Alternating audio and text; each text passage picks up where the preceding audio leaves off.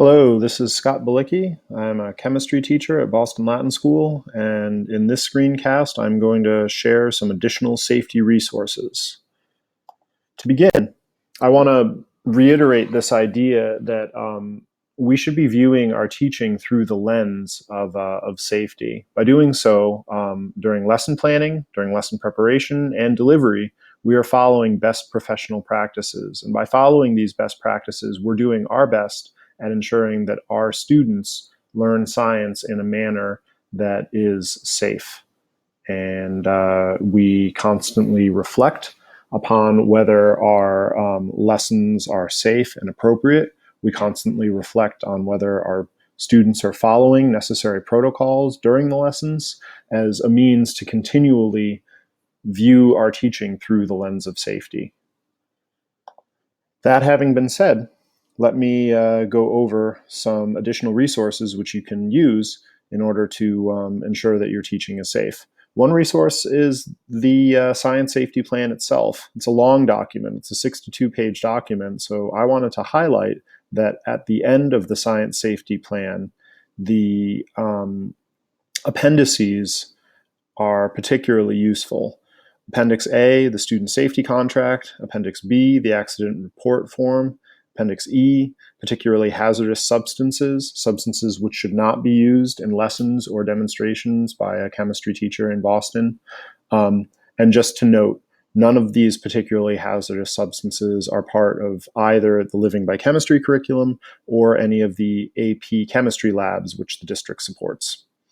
Appendix H deals with goggles, and Appendix K is useful in that it has a safety checklist. So these are all appendices at the end of the science safety plan, which are worthy of investigating closely and understanding in detail. Now, to say a little bit more about the student safety contract, there was a whole screencast number 6, which was dedicated to this safety contract. I really just wanted to display it again quickly and reinforce this idea that the student safety contract has to be signed by a student and parent before the students engage in laboratory-based chemistry work.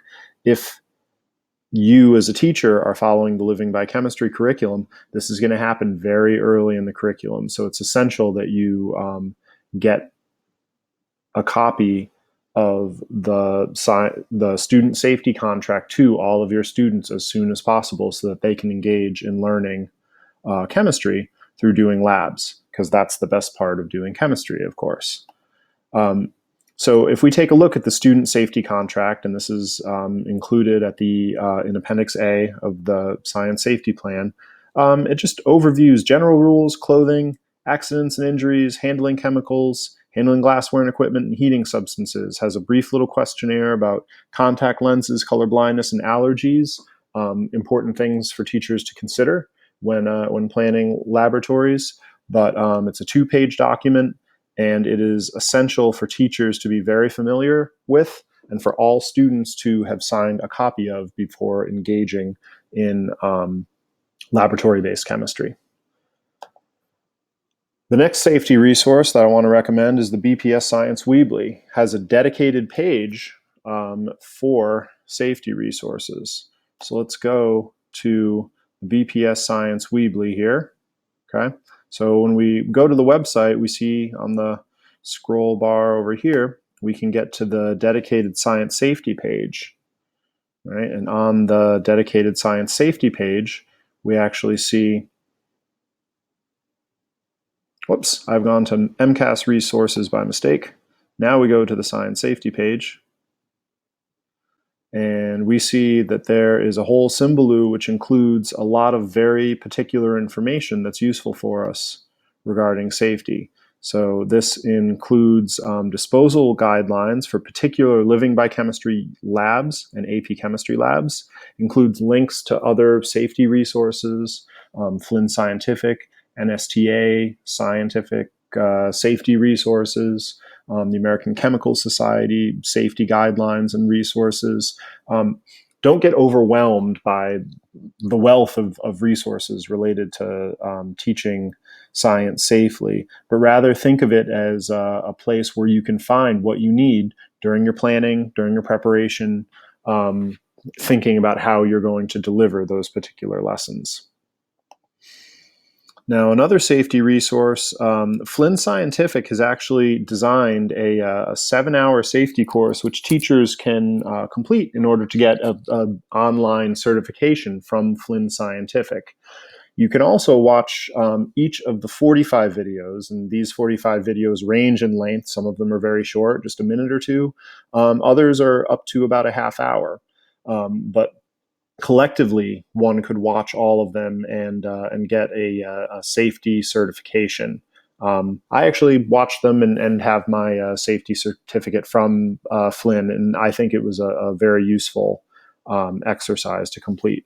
So the URL is here. And if we were to sign in just as a guest in order to view the videos individually, we'll see that they have them all organized in chapters, and they're labeled with the particular topic.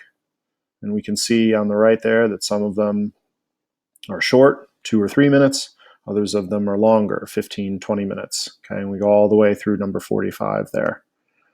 Okay, so this is another resource that you can use, whether you want to go through the complete certification or whether you just want to focus on areas that you want to learn more about and watch the videos one by one. The Laboratory Safety Institute is an internationally renowned group of lab safety trainers. And we're really lucky in Boston because their central office is in Natick. They're doing trainings in the next couple of months in Minnesota, in Texas, in Hawaii, but they have lots of trainings in Natick, which is not very far away from us. One possible thing that you could do if you're feeling like you want to get a stronger background in laboratory safety is pursue funding and pursue, getting substitute coverage in order to attend a 2-day workshop which they provide on site. And this is a link to the Lab Safety Institute's website. Find it by Googling it. Super easy. Now, YouTube has a lot of videos on safety. Again, something that can be a little bit overwhelming.